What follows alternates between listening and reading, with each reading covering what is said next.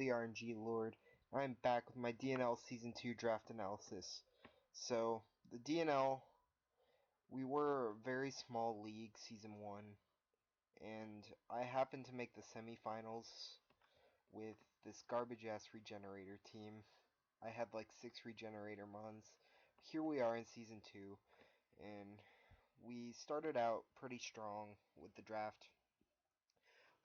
We had the 8th pick of the draft out of 12. And we first picked Jirachi.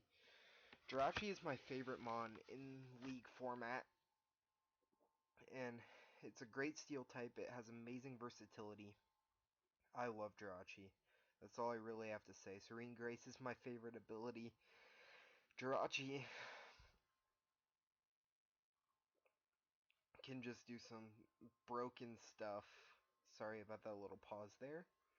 Next, we had a lot of fairies sniped from us. I originally wanted Tapu Fini, but that got picked up, so we picked up Tapu Koko. Tapu Koko is very, very good. Its speed tier is amazing. It one-shots a lot of things. It has very high attack and special attack, and we were also allowed to pick one mon as our designated Z-move user, and Tapu Koko was mine because it gets access to so many different Z-moves, and yeah, I'm in love with the Koko. That's all I have to say about Tapu Koko. So, moving on to our next pick in Tier 2.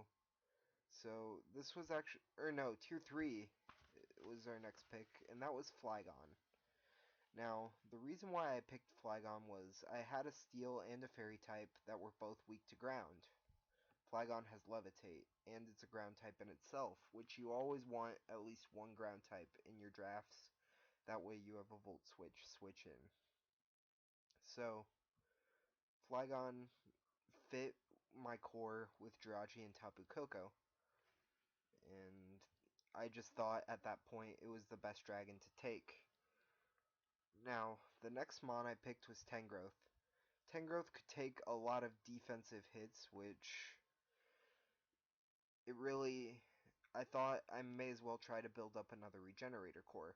Now, last season I had Slowbro and Amoonguss, so this season I changed it up a bit and took Tangrowth and Slowking, which it's a little bit off my normal core, but I love Tangrowth, I love Slowking. I just love the regenerator core. I had Audino last season too, and you see Audino here. Audino is a cleric and it gets regenerator, which it's honestly just amazing.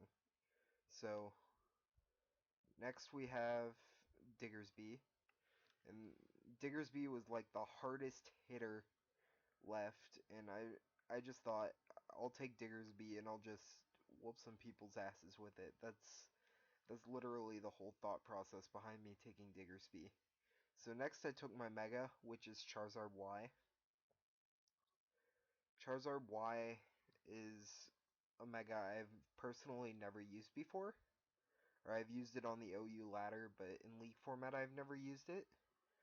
And it seems really fun. It hits really hard, and I really just wanted to try it out in this next season of DNL. Last season I had Mega Charizard X. So this season I just wanted to do a repeat of last season, but with Mega Charizard Y and a different regenerator core. So the next mon we picked was Shuckle. Now the reason we picked Shuckle was because Diggersby kills people with sticky webs. Alright, just think about that for a minute. You set up sticky webs, and then you see this monster, and it outspeeds your whole team. There is no switch-ins to this thing. I just can't explain that enough. So, next I picked Passimian. This was a really questionable pick, and I honestly don't know why I picked it. Its ability is useless in singles. I guess I just wanted to try out a new mon. It was some new mon hype. And starting week 2, I'm gonna free agency it for a different fighting type, but I'll get into that during my week 2 match.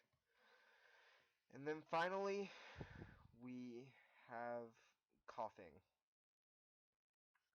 There's no explanation needed here. Coughing is the greatest Pokemon ever. Just ask my man A12QSD. Coughing is just way too overpowered. And yeah, we about to fuck people up with it. Alright, so with all these mons aside, we are going to just end it off there. And I will record my week 1 match, so stay tuned for that.